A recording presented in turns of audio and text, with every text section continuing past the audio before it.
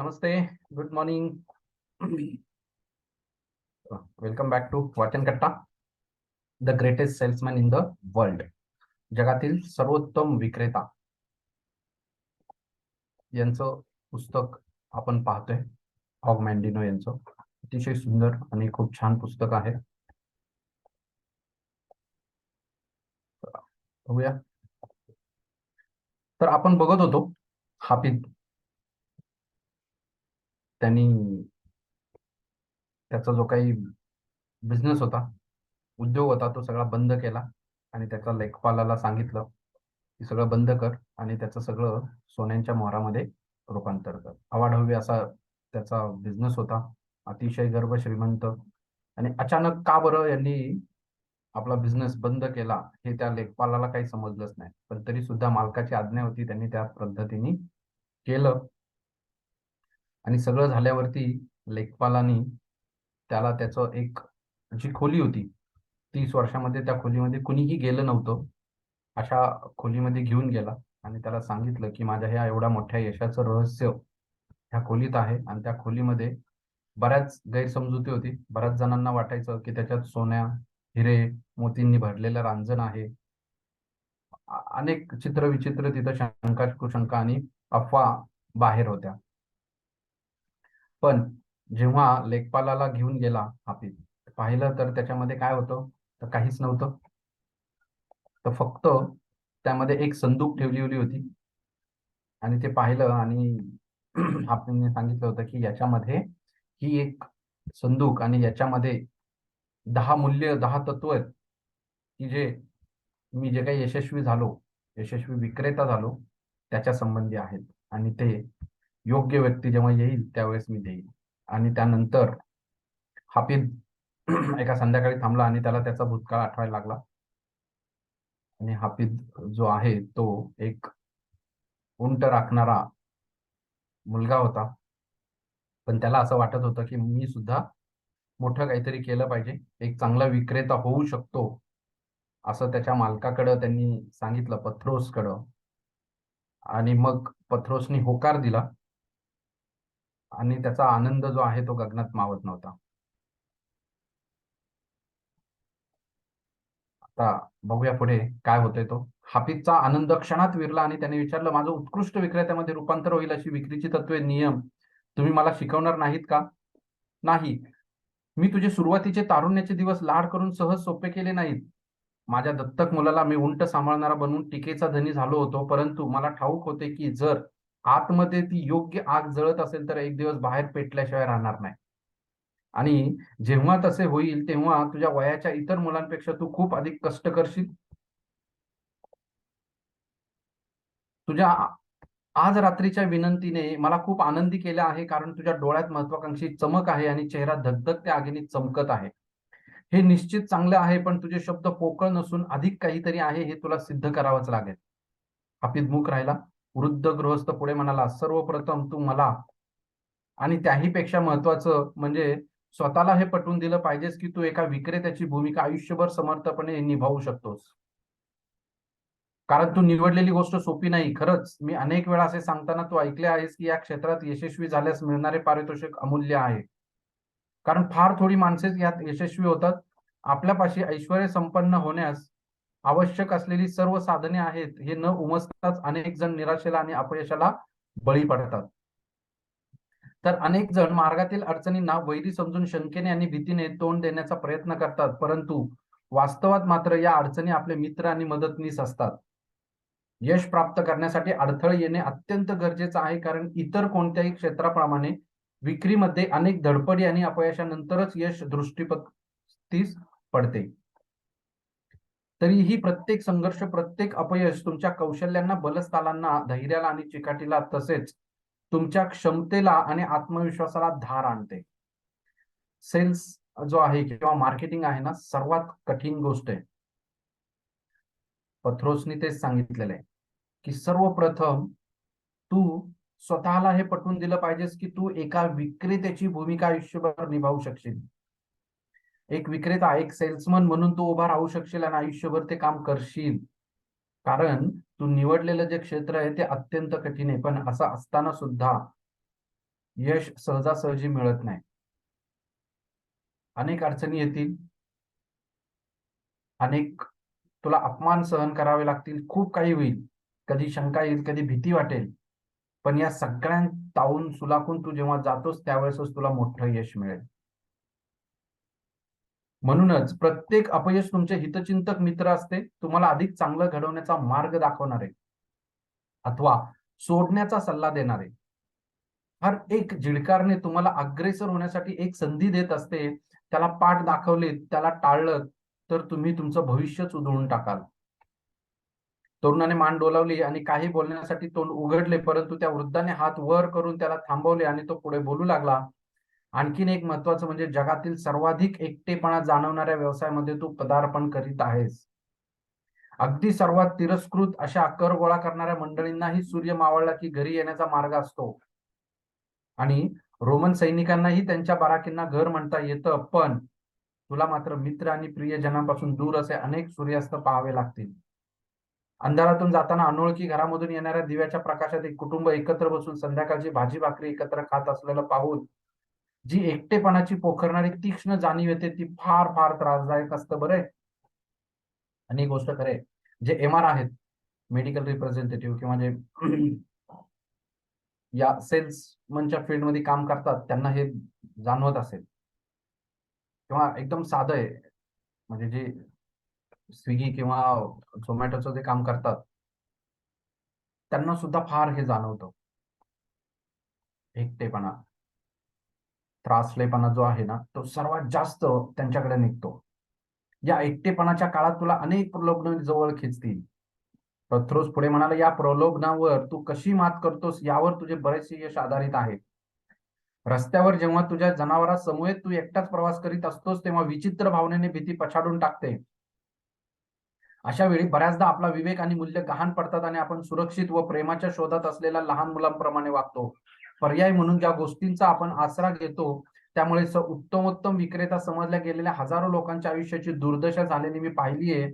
त्याही पुढे म्हणजे जर तू मालाची विक्री करू शकला नाहीस तर तुला आधार देणारे, तुझे सांत्वन करणारे कोणीच असणार नाही. ती मंडळी सोडून ज्यांचा तुझ्या जवळचा पैशावर डोळा आहे.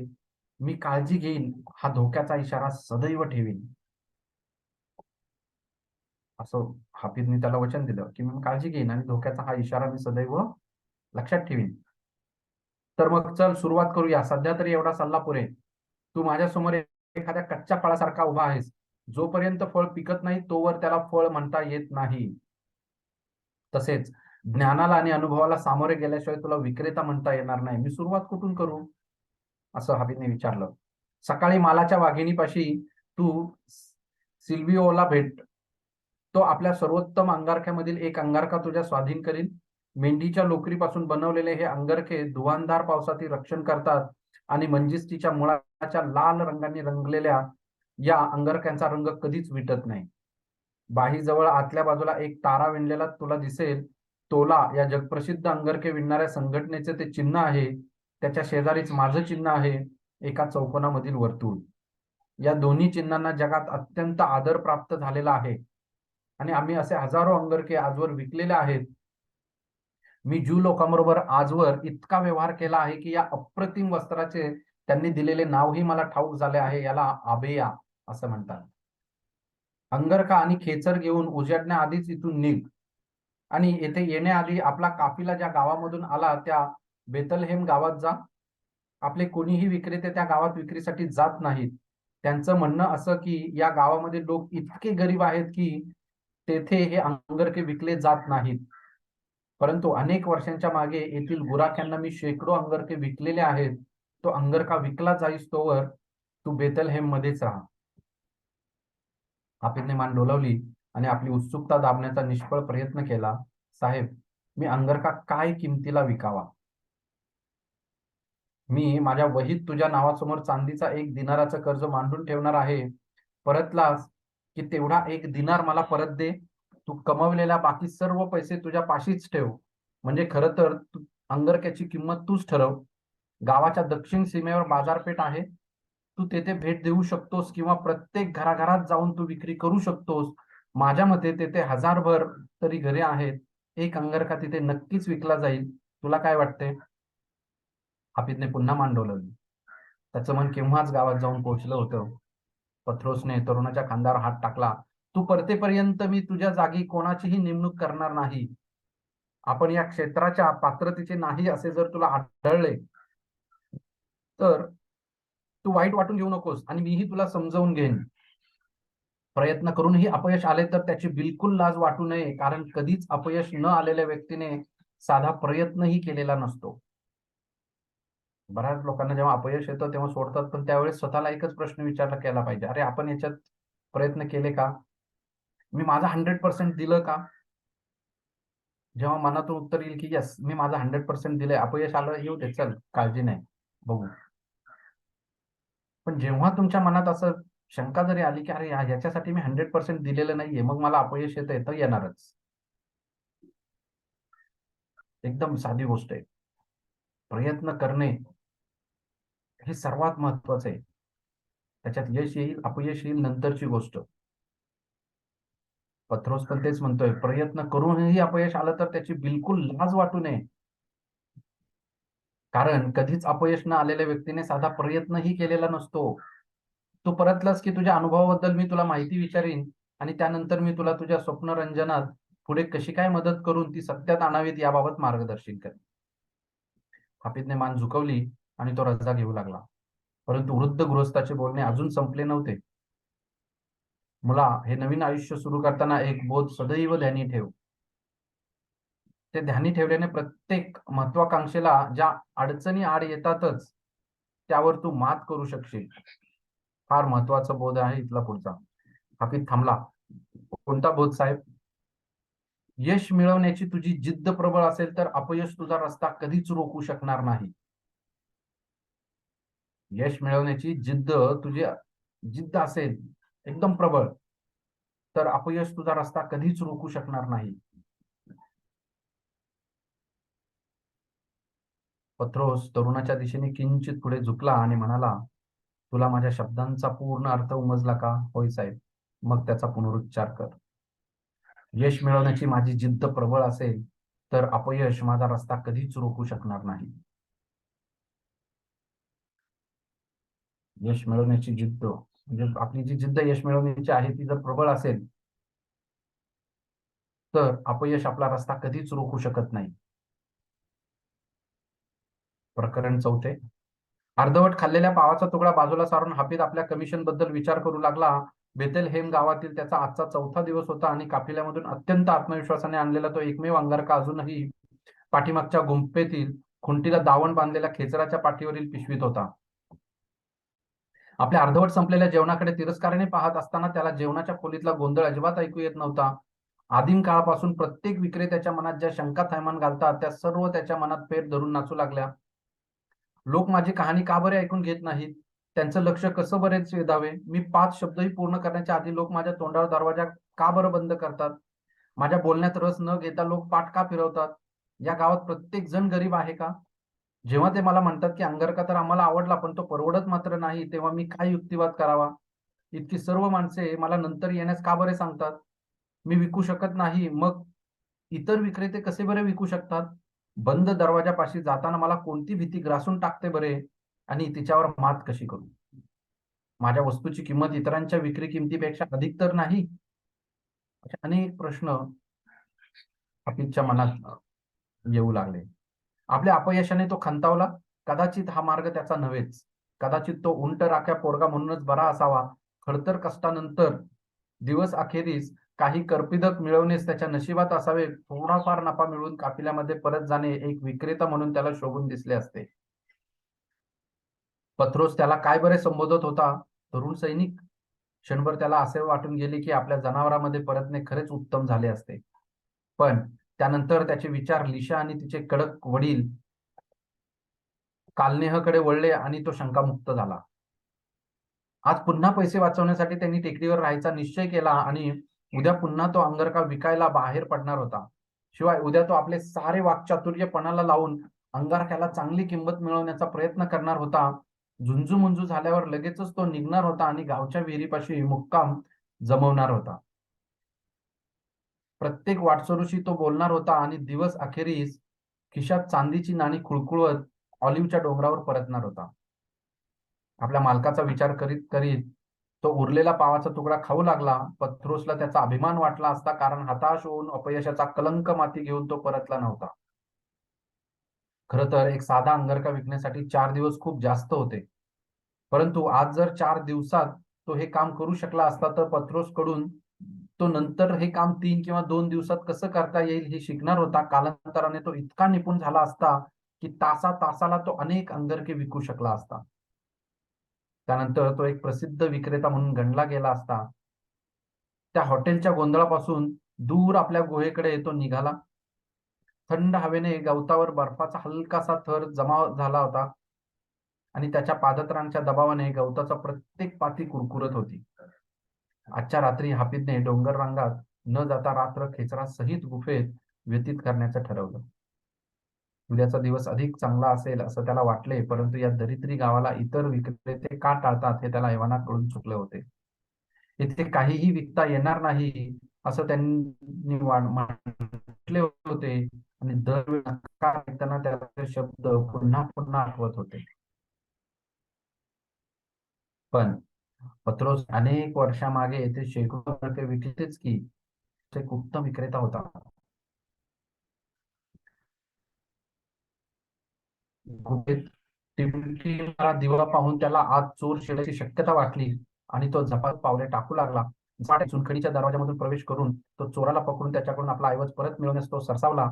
परंतु आतले दृश्य पाहून त्याचा तणाव कुठल्या कुठे पळाला. कोनाड्यामधील लहानशा मेणबत्तीच्या प्रकाशात एका दाढीवाल्या माणसाचा आणि एका तरुण स्त्रीचा चेहरा उजळून निघाला होता.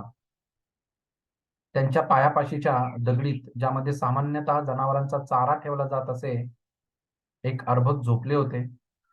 हाफिजला या विषयात फार थोडी गती होती, परंतु त्या बाळाच्या सुरकुतलेल्या त्वचेवरून त्याच्या लक्षात आले की ते अगदी नवजात अर्भक होते. त्याचे थंडीपासून संरक्षण करण्यासाठी चेहरा सोडून सर्व भाग त्या माणसाच्या आणि स्त्रीच्या अंगारक्यांनी झाकलेला होता. हाफिजला पाहून त्या माणसाने मान डोलावली तर ती स्त्री बाळाच्या निकट सरकली. कोणीच काही बोलले नाही. नंतर ती स्त्री कुडकुडू लागली आणि हाफिजच्या ध्यानात आले की तिच्या अंगावरील पातळ पांघरून तिला गुहेतील थंडाव्यापासून संरक्षण देऊ शकत नाही. हाफिजने पुन्हा एक वार त्या अर्भकाकडे पाहिले. किंचित हसत त्याचे लहानगे मुख उघडत मिटत होते हे पाहून तो हरकून गेला आणि एक वेगळीच भावना त्याच्या मनाला स्पर्शून गेली. कशी कोण जाणे त्याला लिशाची आठवण झाली. ती स्त्री थंडीने पुन्हा एक वार कुडकुडली आणि हाफिज आपल्या दिवास्वप्नामधून जागा झाला. काही अनिर्णित कठीण क्षणानंतर तो भावी विक्रेता आपल्या खेचराकडे गेला. काळजीपूर्वक गाठी सोडून त्याने पिशवी उघडली आणि अंगरखा बाहेर काढला. तो उघडून त्याने त्यावर आपले तळहात फिरवले. मेणबत्तीच्या प्रकाशात लाल रंग चमकत होता आणि आतल्या बाजूला त्याचा पत्रोस आणि तोलाचे चिन्हही दिसले.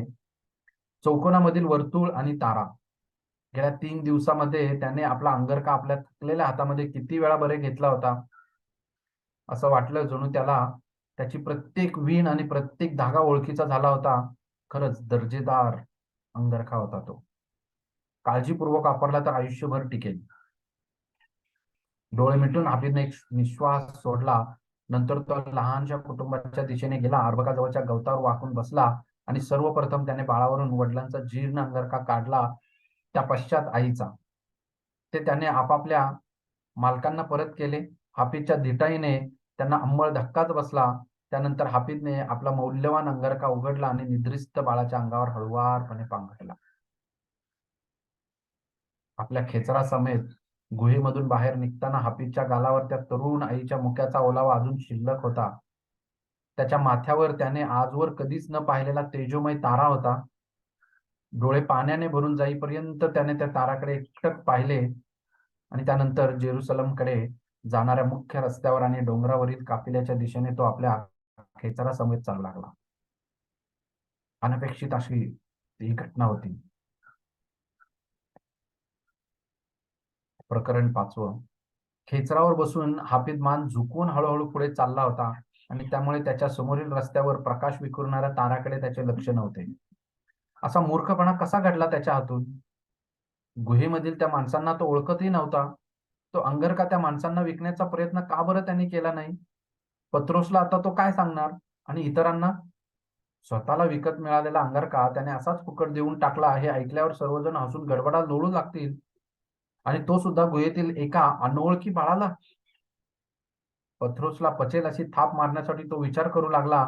कदाचित तो असे सांगू शकला असता की जेवणाच्या खोलीत असताना त्याच्या खेचरावरून कोणीतरी तो अंगरका पळवला. अशा कथेवर पत्रोसचा विश्वास बसेल? नाहीतर त्या भागात बरेच चोर दरोडेखोर होतेच आणि जर पत्रोसचा या कथेवर विश्वासला तरी तो त्याला निष्काळजी समजणार नाही कशावरून. लवकरच तो गेतसेमेनच्या बागेत पोहोचला. खाली उतरून चिंताक्रांत मुद्रेने तो खेचराच्या पुढे चालू लागला आणि काफिल्यापाशी पोहोचला. आकाशातील प्रकाश दिवसा इतका लख्ख होता आणि त्याच्याशी सामना टाळण्याची त्याची प्रबळ इच्छा होती. तो पत्रोस समोरच त्याच्या तंबू बाहेर आकाशाकडे पाहत उभा होता. हाफिज स्तब्ध उभा राहिला, परंतु वृद्ध गृहस्थाने त्याला जवळ लगेचच पाहिले. तरुणापाशी येऊन पृच्छा करताना पत्रोसच्या आवाजात जरब होती. तू बेथलहेम वरून थेट येथे आलास काय? होय साहेब. एक तारा तुझ्या पाठोपाठ येत आहे, तुझ्या ध्यानात आलं नाही काय? माझं लक्ष नव्हतं साहेब. लक्ष नव्हतं? सुमारे 2 तासापूर्वी जेव्हा बेथलहेमवर हा तारा उगवलेला मी पाहिला, तेव्हापासून मी या जागेवरून बिलकुल हललो नाही. यापेक्षा अधिक रंगीत आणि प्रकाशमान तारा यापूर्वी मी कधीही पाहिलेला नाही. आणि मी त्याचे निरीक्षण सुरू केल्यावर मला दिसले की तो स्वर्गातून चालू लागला आहे आणि आपल्या काफिल्याच्या दिशेने येऊ लागला आहे. आणि आता तो माथ्यावर आहे. जेव्हा तू येथे पोहोचलास आणि देवा शपथ तो आता अजिबात हलत नाही. एक अघटित घटना घडली आणि आता अजून एक.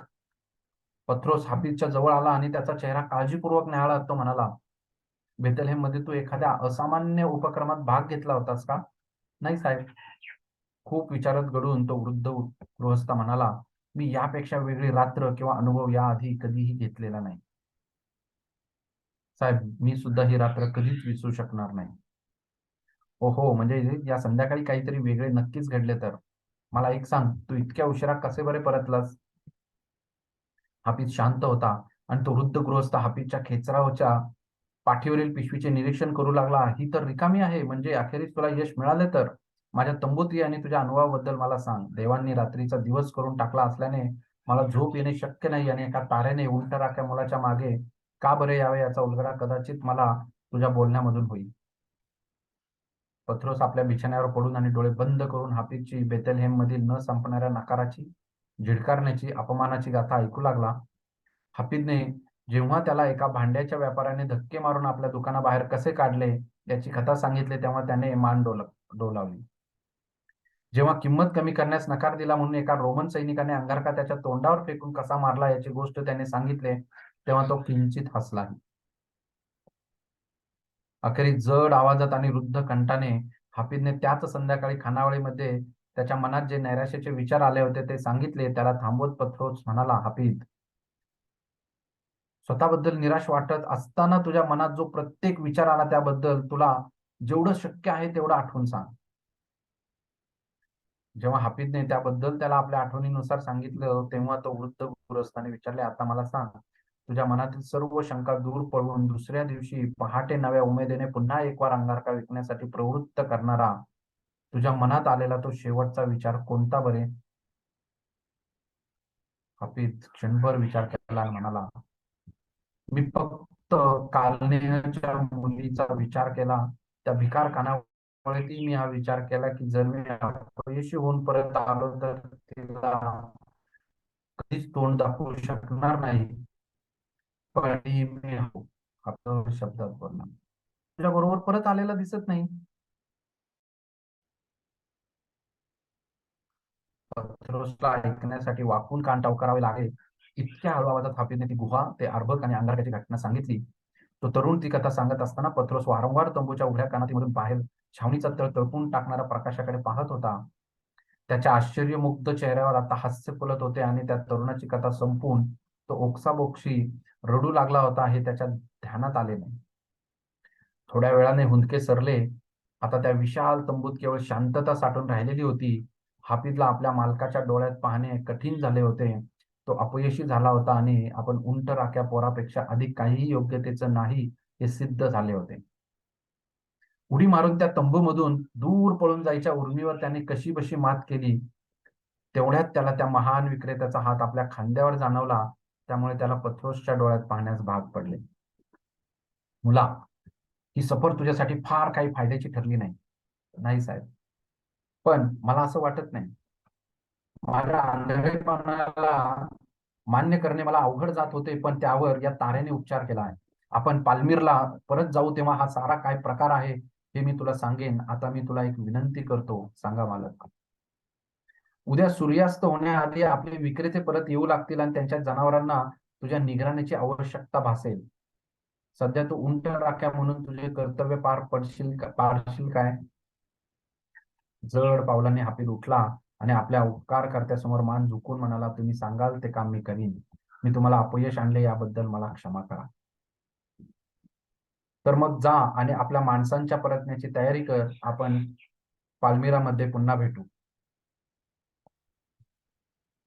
तंबूच्या दरवाजामधून बाहेर पडताच बाहेरील प्रखर प्रकाशाने हापीदचे डोळे क्षणभर मिटले. डोळे चोळीत असताना त्याला पत्रोसची हाक ऐकू आली. वळून पुन्हा तो तंबूमध्ये शिरला. त्या वृद्ध गृहस्थाच्या बोलण्याची वाट पाहू लागला. त्याच्याकडे अंगुली निर्देश करीत पत्रोस म्हणाला, शांतपणे झोप. तू अपयशी नाहीस. रात्रभर तो दैदिप्यमान तारा तसाच लकलकत राहिला. पाल्मिराच्या मुख्य ठाण्यावर पोहोचल्यानंतर पंधरावड्याने एके दिवशी हापीदला त्याच्या गोठ्यामधील गवताच्या खाटेवरून उठवण्यात आले आणि पत्रोसच्या समोर पाचारण करण्यात आले. लगोलग तो आपल्या मालकाच्या शयनगृहामध्ये उपस्थित झाला आणि पहुडलेल्या व्यक्तीला खुजे करणाऱ्या त्या विशाल आकाराच्या पलंगापुढे अनिश्चित मनस्थितीत उभा राहिला. पत्रोसने डोळे उघडले आणि बऱ्याच प्रयासाने तो ताठ उठून बसला. त्याचा चेहरा सुकलेला होता आणि हाताच्या तारा शिरा तट्ट सुजलेल्या होत्या. याच व्यक्तीबरोबर आपण 12 दिवसापूर्वी संवाद साधला होता यावर हाफिजचा विश्वास बसेना. पत्रोसने हाफिजला पलंगाच्या खालील बाजूस येण्यास खुणवले आणि तो तरुण काळजीपूर्वक पलंगाच्या कडेवर बसून वृद्ध माणसाच्या बोलण्याची वाट पाहू लागला. गेल्या बैठकीपेक्षा आज पत्रोसचा आवाज आणि पट्टी वेगळी वाटत होती. मुला, तुझ्या महत्वाकांक्षेवर विचार करण्यासाठी तुला आता पुरेसा वेळ मिळालेला आहे. अजूनही तुला सर्वोत्तम विक्रेता बनायचा आहे का? होय मालक. वृद्ध मस्त खाल्ले. ठीक आहे, तर मग मला तुझ्या समवेत बराच अधिक काल व्यतीत करायचा होता, पण तू पाहतच आहेस की माझ्यासाठी इतर योजना आहेत. मी कितीही उत्कृष्ट विक्रेता असलो तरी माझ्या दारातून मृत्यूला परत पाठवण्यात मी अपयशी ठरलो आहे. स्वयंपाकघराच्या दाराशी उभ्या असलेल्या उपाशी श्वानासारखा तो अनेक दिवस माझ्या दरवाजात रेंगाळत आहे. श्वानाप्रमाणे त्यालाही हे ठाऊक आहे की एक दिवस असा येईल जेव्हा दरवाजावर पहारा नसेल. पत्रोसच्या बोलण्यात खोकल्याने खंड पडला आणि त्याला धाप लागलेली पाहून हाफिजला धक्का बसला. अखेरीस खोकला थांबला आणि पत्रोस क्षीणपणे हसला. आपल्या एकत्रित वेळ फार कमी आहे, त्यामुळे लगेचच सुरुवात करूया. सर्वप्रथम या पलंगाच्या खाली असलेली देवदारी संदूक बाहेर काढ. खाली वाकून हाफिजने चामड्याच्या पट्ट्यात गुंडाळलेला खोका बाहेर काढला. पलंगावर पत्रोसच्या पायाखाली ठेवला. घसा खाकरून तो वृद्ध गृहस्थ पुढे म्हणाला, अनेक वर्षामागे जेव्हा मी उंट राख्या मुलापेक्षाही कमी पातळीवर होतो, तेव्हा मला एका पूर्वेकडील व्यापाऱ्याला 2 दरोडेखोरापासून वाचवण्याचे भाग्य लाभले होते. मी नाही नाही म्हणत असताना आपला जीव वाचवण्याच्या मोबदल्यात तो मला काहीतरी देऊ इच्छित होता. माझ्यापाशी कुटुंब आणि पैसा नसल्यामुळे त्याने मला त्याच्या सोबत परतण्यास सुचवले आणि त्याच्या घरी मला त्यांच्यातीलच एक समजण्यात आले. आता पत्रोस सांगतोय त्याची कहाणी. नव्या आयुष्याची माझी चांगली ओळख झाल्यानंतर एके दिवशी त्याने मला एक संदूक दाखवली. तिच्या आतमध्ये अनुक्रमांक घातलेले 10 लेखपट होते. पहिल्यामध्ये अध्ययनाचे रहस्य होते. इतर सर्वांमध्ये विक्री कौशल्यामध्ये पारंगत होण्यासाठी सारी तत्वे आणि रहस्य सांगितलेली होती. पुढील वर्षामध्ये मी प्रत्येक पट्टीवरील हर एक विद्वत्तेचा शब्द आत्मसात केला आणि पहिल्या लेखपटामधील अध्ययनाच्या रहस्याच्या वापराने त्यातील प्रत्येक शब्द माझ्या विचारांचा आणि आयुष्याचा एक हिस्सा झाला. ती एक सवयच बनून गेली. अखेरीस मला 10 लेखपट असलेली ती संदूक, एक बंद लिफाफा आणि 50 सुवर्णमोहरा असलेली एक थैली देण्यात आली. जोवर मी माझ्या दत्तक घरापासून दूर जात नाही तोवर मला तो बंद लिफाफा उघडण्याची परवानगी नव्हती.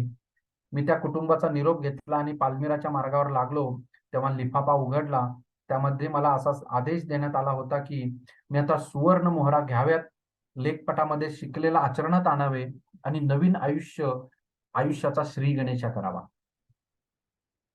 त्या पत्रात असे लिहिलेले होते की मी माझ्या कमाईचा अर्धा हिस्सा गोरगरिबामध्ये वाटावा, परंतु या लेखपटांना प्राप्त करू शकणारी सुयोग्य व्यक्ती जोवर एका विशिष्ट इशाऱ्याने मला कळवण्यात येत नाही तोवर हे लेखपट मी कुणाच्याही स्वाधीन करू नये. हाफिज म्हणाला, मला नीटसे समजलं नाही साहेब. मी अधिक स्पष्ट करून सांगतो. मी त्या सांकेतिक खुणेने समजणाऱ्या माणसाची इतकी वर्षे वाट पाहत आहे आणि त्या दरम्यान मी त्या लेखपटामधून जे काही शिकलो त्याच्या उपयोगाने प्रचंड संपत्ती जमा केली. अशी कोणी व्यक्ती आयुष्यात मला कधी भेटेल यावर माझा विश्वासच उडत चालला होता. जोवर त्या दिवशी मी बेथलहेमहून परतला, सॉरी जोवर त्या दिवशी तू बेथलहेम मध्ये परतलास, तो लखलखता तारा तुझी पाठराखण करीत त्या दिवशी तुझ्या मागून आला. मी यावर मनामध्ये खूप उलटसुलट विचार केला, परंतु देवाच्या इच्छा पुढे जाणारा मी कोण. त्यानंतर मला तो अंगरखा देऊन टाकण्याबद्दल सांगितलेच तेव्हा माझ्या हृदयाने आतून आवाज दिला की माझी इतक्या वर्षाची प्रतीक्षा आता संपलेली आहे. ती संदूक प्राप्त करण्यास योग्य व्यक्ती सापडली आहे. विचित्र गोष्ट म्हणजे ज्या क्षणी मला योग्य व्यक्ती सापडली त्या क्षणापासून माझी जीवनशक्ती हळूहळू घटत चाललेली आहे. आता मी अखेरच्या टप्प्यावर आहे, पण माझा इतक्या वर्षाचा शोध संपल्याने मी शांतपणे जगाचा निरोप घेऊ शकेन. वृद्ध गृहस्थाचा आवाज क्षीण झाला, परंतु हाताच्या मुठी वळवून तो हाफिजच्या जवळ झुकला. मुला, नीट कान देऊन ऐक, कारण मी पुन्हा हे शब्द उच्चारू शकणार नाही. आपल्या मालकाच्या जवळ जाताना हाफिजचे डोळे पाणावले. त्यांचे हात जुळले आणि त्या वृद्ध गृहस्थाने फार कष्टाने श्वास घेतला. मी ही संदूक आणि त्यामधील मौल्यवान वस्तू आता तुला सुपूर्द करत आहे, परंतु तू काही अटी मात्र पाळल्या पाहिजेस. या संदुकीमध्ये 100 सुवर्णमोहरा असलेली पिशवी आहे. त्यामधून तू थोडेसे अंगरखे विकत घेऊन व्यवसाय सुरू करू शकतोस. मी तुला खूप सारी संपत्ती देऊ शकतो खरे, परंतु ते तुला हितकारक ठरणार नाही. चांगलं हे होईल की तू स्वतःच्या मनगटाच्या जोरावर जगातील सर्वोत्तम विक्रेता आणि सर्वाधिक श्रीमंत माणूस बनावस. बघ, मला तुझ्या उद्दिष्टाचा विसर पडलेला नाही. या शहरामधून ताबडतोब बाहेर पड आणि दमास्कसला जा. या लेखपटामध्ये जे लिहिलेलं आहे त्याचा उपयोग करण्यासाठी तेथे तुला खूप संधी उपलब्ध होतील. तुझी राहण्याची व्यवस्था झाल्यानंतर फक्त क्रमांक 1 चा लेखपट उघड. पुन्हा पुन्हा तो वाच आणि इतर लेखपटामध्ये जी विक्रीची तत्वे सांगितलेली आहेत ती समजून घेण्यासाठी जी गुप्त पद्धत यामध्ये सांगितलेली आहे ती पूर्णतः आत्मसात कर. प्रत्येक लेखपटाचा अभ्यास करून तू अंगरखे विकायला सुरुवात केलीस आणि त्याला आपल्या अनुभवाची जोड दिलीस तर तुझी विक्री दिवसेंदिवस वृद्धिंगत होईल. म्हणून माझी पहिली अट अशी आहे की लेखपट क्रमांक 1 मध्ये लिहिलेल्या सूचनांचे तू पालन करशील असं शपथपूर्वक वचन दे. तू सहमत आहेस का? होय साहेब. उत्तम. या लेखपटामध्ये जी विक्रीची तत्वे सांगितलेली आहेत ती आचरणात आणशील तर स्वप्नातही विचार केला नसशील इतका धनवान माणूस बनशील. माझी दुसरी अट अशी आहे की तुझ्या मिळकतीमधील अर्धा हिस्सा तुझ्या इतक्या सुदैवी नसलेल्या इतर माणसांसाठी नियमित खर्च करशील. या शर्तीमध्ये काहीही बदल करणार नाहीस. तू सहमत आहेस का? होय. आणि आता सर्वात महत्वाची अट, हे लेखपट आणि यातील ज्ञान तू इतर कोणापाशीही मोकळे करणार नाहीस. एके दिवशी त्या ताऱ्यासारखे चिन्ह घेऊन कोणीतरी येईल. तुझी निस्वार्थ कृती हे चिन्ह मी मानले तसा. त्या व्यक्तीला कदाचित आपण ती व्यक्ती नियुक्त व्यक्ती आहोत हे समजणार नाही, परंतु तुला ते नक्की समजेल. जेव्हा तुझे मन तुला बरोबर असल्याची ग्वाही देईल तेव्हा ही संदूक आणि यातील गोष्टी तू त्याच्यापाशी किंवा तिच्यापाशी सोपव आणि त्यावेळी माझ्यावर घातल्या गेलेल्या व मी तुझ्यावर घालत असलेल्या या अटी त्या व्यक्तीवर घालण्याची आवश्यकता असणार नाही.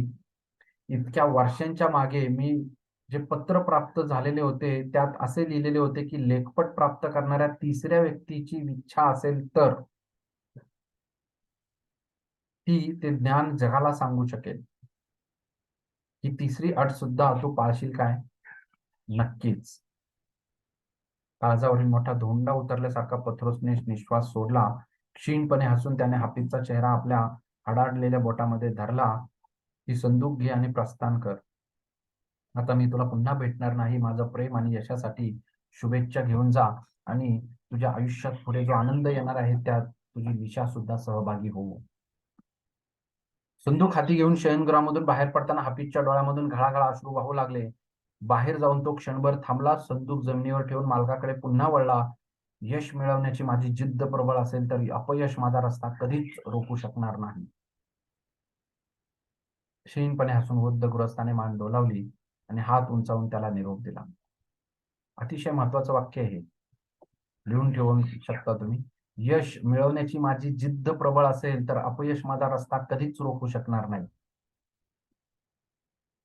पूर्वेकडच्या शिवेमधून हाफिजने आपल्या खेचरासमवेत तटबंदी बांधलेल्या दमास्कस शहरात प्रवेश केला. प्रकरण 7. खेचरावर बसून आणि मनात शंकावर रुखरुख घेऊन तो स्ट्रेट नावाच्या रस्त्यावरून चालला होता. आवाज व बाजारातील कलकलाट ऐकून त्याची भीती अधिकच वाढत होती.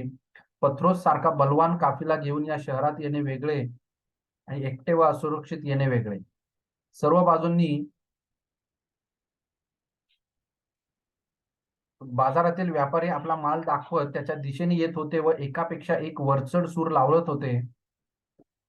तांबट, सोनार, विणकर, सुतार यांची कार्यकुशलता दाखवणाऱ्या अनेक दुकानाजवळून आणि बाजाराजवळून जात असताना त्याच्या खेचराच्या प्रत्येक पावलागणी त्याला हात पसरून पुढे येणारा व विलाप करणारा एक व्यापारी आडवा येत होता. त्याच्या समोरच शहराच्या पश्चिम तटबंदी मागे हरमन पर्वत उभा होता. उन्हाळ्याचा ऋतू असला तरी त्याची शिखरे पांढरी दिसत होती आणि असे वाटत होते की जसे की तो खालच्या बाजारातील कलकलाटाकडे सहिष्णुतेने आणि संयमाने पाहत आहे. त्या प्रसिद्ध रस्त्यावरून बाजूला उतरून हाफिजने राहण्याच्या जागेविषयी चौकशी केली. मोसेहा नावाच्या हॉटेल मिळण्यास त्याला बिलकुल अडचण आली नाही. त्याची खोली स्वच्छ होती आणि त्याने पूर्ण 1 महिन्याचे भाडं आगाऊ भरल्याने मालक अंतोनीन बरोबर सूर जुळण्यास वेळ लागला नाही. हॉटेलच्या मागे त्याने खेचर बांधले, बारादाच्या पाण्यात आंघोळ केली आणि तो खोलीवर परतला. पलंगाच्या पायथ्याशी त्याने संदूक ठेवली. चामड्याचे पट्टे उलगडले, झाकण सहजपणे उघडले आणि तो आतील वस्तूकडे एकटक पाहू लागला. अखेरीस त्याने हात हात घालून चामड्याला स्पर्श केला. जणू ते जिवंत असल्यासारखा भास त्याला झाला. त्याने चटकन हात मागे घेतला. उठून तो जाळीच्या खिडकीपाशी आला, जिच्यामधून अर्धा मैल दूर असलेल्या बाजारातील आवाज आत येत होता. त्या आवाजांच्या दिशेने पाहू लागताच भीती आणि शंकांनी त्याचे मन भरून आले. त्याचा आत्मविश्वास दुरावू लागला. त्याने डोळे बंद केले, डोके भिंतीशी टेकवले आणि मोठ्याने ओरडला, मी एक उंट राख्या किती मूर्खपणाच्या वल्गना करतो आहे की जगातील सर्वोत्तम विक्रेता बनेन. जेव्हा मला रस्त्यावरील फेरीवाल्यांच्या गर्दीमधून नुसता खेचरावरून फिरण्याचा आत्मविश्वास नाही, माझ्यापेक्षा उत्तम सरावलेले शेकडो विक्रेते मी आज डोळ्यांनी पाहिले. त्या सर्वांमध्ये धैर्य, उत्साह आणि चिकाटी ठासून भरलेली होती. या बाजारांच्या जंगलात टिकण्यासाठी आवश्यक ते कौशल्य होते. त्यांच्याबरोबर स्पर्धा करून पुढे जाण्याचा माझा विचार किती मूर्खपणाचा आणि आगाऊ आहे. पत्रोस, माझ्या प्रिय पत्रोस, मी पुन्हा एकवार तुला निराश करणार आहे. स्वतःला त्याने पलंगावर झोकून दिले आणि हुंदके देत देत अखेरीस तो थकला भागला जीव निद्रेच्या अधीन झाला. तो उठला तेव्हा सकाळ झाली होती. डोळे उघडण्याच्या आधीच त्याला किलबिलाट ऐकू आला. लेकपट असलेल्या संदुकीच्या उघड्या झाकणावर बसलेली चिमणी पाहून त्याच्या डोळ्यावर विश्वासच बसेना. तो धावत खिडकीपाशी गेला. बाहेर पाहतो तो काय, अंजिराच्या आणि सागवानाच्या झाडावर हजारो चिमण्या गाणे गात नव्या दिवसाचे स्वागत करीत होत्या. तो त्यांचे निरीक्षण करीत असताना त्यामधील काही खिडकीच्या कठड्यावर उतरल्या, पण हाफिजने जरा हालचाल करताच त्या भुरुकन उडून गेल्या. मग पुन्हा वळून त्याने संदुकीकडे पाहिले. चिमुकले पंखवाल्या त्याच्या पाहुण्याने मान झटकले आणि वळून तरुणाकडे एकटक पाहिले. हाफिज हळुवार पावले टाकत संदुकीकडे गेला आणि त्याने हात पुढे केला. पक्षाने उडून त्याच्या तळहातावर झेप घेतली. तुझ्यासारख्या हजारो चिमण्या बाहेर आहेत, आत यायला घाबरत आहेत, पण तुला खिडकीमधून आत येण्याची हिंमत झाली. पक्षाने हाफिजला चोच मारली आणि तो तरुण तिला घेऊन मेच्यापाशी गेला, जिथे त्याच्या पिशवीत पाव आणि चीज होते. तुकडे मोडून त्याने ते आपल्या छोट्या मैत्रिणीपाशी ठेवले आणि ती खाऊ लागली. हाफिजच्या मनाला एक विचार स्पर्शून गेला आणि तो खिडकीपाशी परतला. जाळीला असलेल्या भोकावर त्याने हात फिरवले. ती इतकी लहान होती की चिमणी सुद्धा आत येणे शिरणे कठीण. तेव्हा त्याला पत्रोसचे शब्द आठवले आणि त्याने मोठ्याने त्याचा पुनरुच्चार केला, यश मिळवण्याची तुमची जिद्द प्रबळ असेल तर अपयश तुमचा रस्ता कधीच रोखू शकणार नाही. तो संदुकीकडे परतला. त्याने आत हात घातला. एक चामड्याचा लेखपट इतरांपेक्षा अधिक जीर्ण झालेला होता. पेटीमधून तो काढून त्याने हळूवार उलगडला. भीती आता दूर पळून गेली होती. मग त्याने त्या चिमणीकडे पाहिले. ती सुद्धा उडून गेली होती. त्या धाडशी पक्ष्याच्या अस्तित्वाची खूण म्हणून केवळ उरलेल्या पावाचा चुरा आणि चीजचे तुकडे शिल्लक होते. हाफिजने लेखपट पाहिले. त्यावर लिहिलेले होते लेखपट क्रमांक 1 आणि त्याने वाचावयास सुरुवात केली. येस, आता हाफिजची ही सगळी गोष्ट आणि आता त्याला मिळालेला आहे संदूक आणि त्या संदुकीमध्ये आहेत 10 लेखपट आणि आता आपण त्या 10 लेखपट मध्ये नक्की काय लपलेलं आहे आणि ते जर आपण आत्मसात केल्याने जगातील सर्वोत्तम विक्रेता कशा पद्धतीने होऊ शकतो हे बघणार आहे. येस, कशी वाटतेय स्टोरी? कोणाला शेअर करायचं असेल तर करू शकता, काही बोलायचं असेल सांगायचं असेल तर. फार एक्सप्लेन करण्यासाठी याच्यामध्ये असं काही हे नव्हतं. अनम्यूट केलंय मी. कथा एकदम फार बांधील आहे आणि असं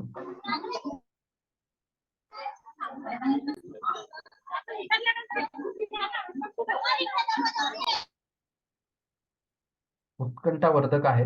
अरे बापरे, आता पुढे काय होईल, पुढे काय होईल असं आपण प्रत्येक क्षणाला वाटत राहतं. येस, कुणाला शेअर करायचं नाहीये? ओके, चला चलो थांबूयात आज. भेटूया नेक्स्ट सेशनला. Thank you very much. Have a great day.